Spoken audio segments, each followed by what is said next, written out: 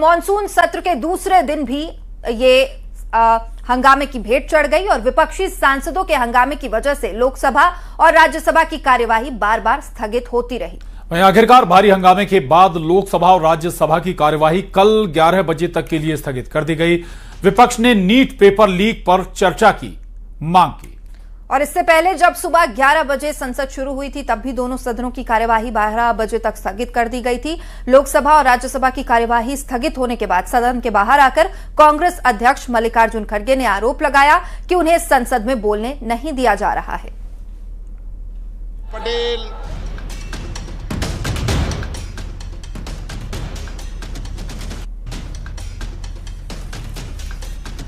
तो सदन फिर हंगामा होता रहा सदन में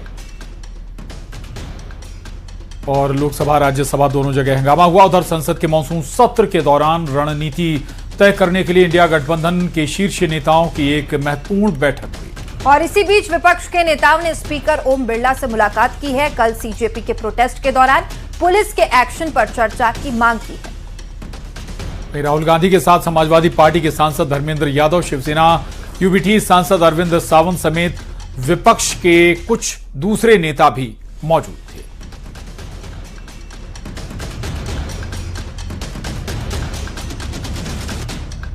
स्पीकर के पास गए हम एंड हमने कहा कि देखिए हम स्टूडेंट इशू पे डिस्कस करना चाहते हैं और स्पीकर ने हमें कहा कि डिस्कशन के लिए उन्हें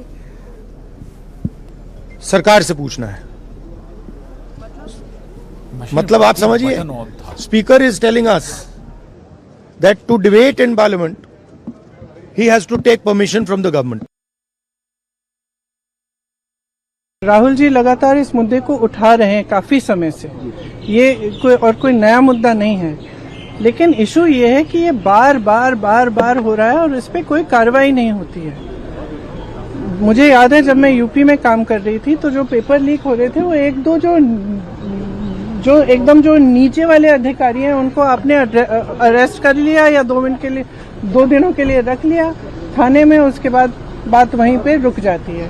किसी पर कार्रवाई नहीं हुई है, किसी पर कोई ठोस कार्रवाई नहीं हुई है। अब ये मुद्दा इतना ज्वलंत इसलिए है क्योंकि देश के युवा हैं ये और ये समझ रहे हैं कि हमारे फ्यूचर, हमारे भविष्य के लिए क्या है। हमारे माँ बाप लोन लेकर मुश्किल से हमें पढ़ाते हैं, हम लोग स्ट्रगल कर रहे हैं। वो ये कह रहे हैं ना, वो कह रहे हैं कि हम स्ट्रगल। संसद भवन में एनडीए संसदीय दल की बैठक हुई और बैठक में मानसून सत्र को लेकर आगे की रणनीति पर मंथन हुआ। प्रधानमंत्री नरेंद्र मोदी ने नीट और किसानों के मुद्दों पर बात की। नीट मुद्दे पर पीएम मोदी ने सख्त संदेश देते हुए कहा कि पेपर लीक जैसी घटना दोबारा ना हो। साथ ही कहा कि छात्रों के भविष्य को लेकर सरकार बेहद संवेदनशील है, दोषियों को कड़ी सजा दी जाएगी। पीएम मोदी ने अपने संबोधन में किसानों के हित को भी सर्वोपरि बताया है।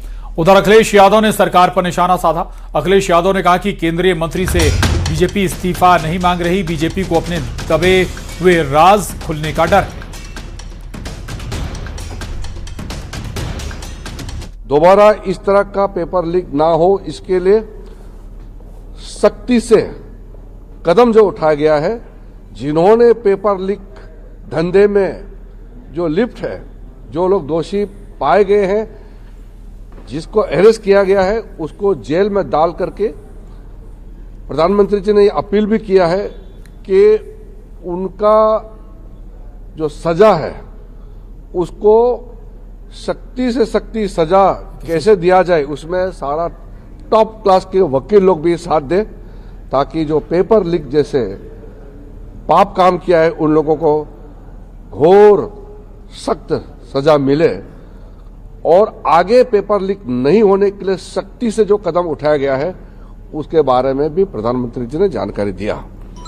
और प्रधानमंत्री जी ने यह भी कहा कि पेपर लीक सिर्फ एक राज्य का मामला नहीं है, सिर्फ केंद्र सरकार का मामला नहीं, पूरा देश का हर एक राज्य में जहां जहां पेपर लीक करने में जो लोग लिप्त है, जो लोग इस धंधे में इन्वॉल्व है, जिन्होंने काम इस तरह का घिनौना किया है, पाप काम किया है, उनको सजा देने के लिए सब एकजुट होना चाहिए। ये कोई दलगत राजनीति का विषय नहीं है, ये देश का विषय है और युवाओं का भविष्य के साथ कोई खिलवाड़ नहीं होने के लिए और खिलवाड़ नहीं करने देने के लिए सख्ती से कदम भी उठाए, सजा भी दे दोषियों को, और फिर फुल प्रूफ सिस्टम काम जो अभी कर रहे हैं उसमें भी सब मिल करके करें। भारतीय जनता पार्टी अपने मंत्रियों पे और संगे साथियों पर इसलिए दबाव नहीं बना पा रहे हैं, और इस्तीफे का दबाव इसलिए नहीं बन पा रहा है क्योंकि वो जानते हैं अगर इस्तीफा दे दिया तो दबे हुए राज भी वो न खोल दें। इसलिए भारतीय जनता पार्टी अपने किसी संगी साथी मंत्री पर दबाव नहीं बना पा रहे हैं, और वही कारण है जिसकी वजह से इस्तीफा नहीं हो रहा है। राहुल और प्रियंका गांधी धरने पर बैठे। पीएम आवास के पास राहुल गांधी और प्रियंका गांधी धरने पर बैठ गए। विपक्षी सांसदों के साथ धरने पर राहुल गांधी बैठे। राहुल गांधी से केंद्रीय मंत्री जितेंद्र सिंह ने मुलाकात की। दोनों के बीच बातचीत भी हुई है। तो ये तस्वीरें दिल्ली से राहुल गांधी और प्रियंका गांधी प्रधानमंत्री आवास के पास धरने पर बैठे हुए हैं। विपक्षी सांसदों के साथ राहुल गांधी और प्रियंका गांधी का ये मोर्चा, धरना प्रदर्शन। बीजेपी के कई और सांसद भी इस धरने में राहुल गांधी और प्रियंका, माफ कीजिएगा, कांग्रेस के सांसद भी इस धरने में राहुल गांधी और प्रियंका गांधी के साथ मौजूद हैं। ये दो तस्वीरें आपके टीवी स्क्रीन पर। इसके बाद जितेंद्र सिंह ने मुलाकात भी की राहुल गांधी से। और वहीं मध्य प्रदेश विधानसभा के मानसून सत्र का आज दूसरा दिन भी काफी हंगामेदार रहा। हंगामे के बीच सदन में यूसीसी यानी समान नागरिक संहिता बिल पास हो गया है। अब एमपी में जल्द ही यूसीसी लागू होने वाला है।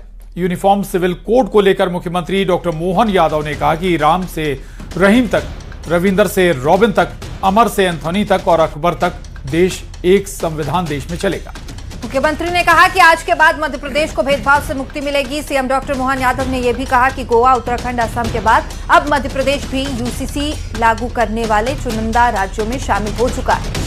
एक तरफ जहां सरकार इसे सामाजिक समानता का बड़ा कदम बता रही है, वहीं दूसरी तरफ कांग्रेस ने इसके खिलाफ मोर्चा खोल दिया है। विधानसभा सत्र शुरू होने से पहले कांग्रेस विधायकों ने कफन ओढ़कर अनोखा सांकेतिक प्रदर्शन किया। आरोप लगाया सरकार जरूरी मुद्दे पर मुर्दे की तरह सो रही है।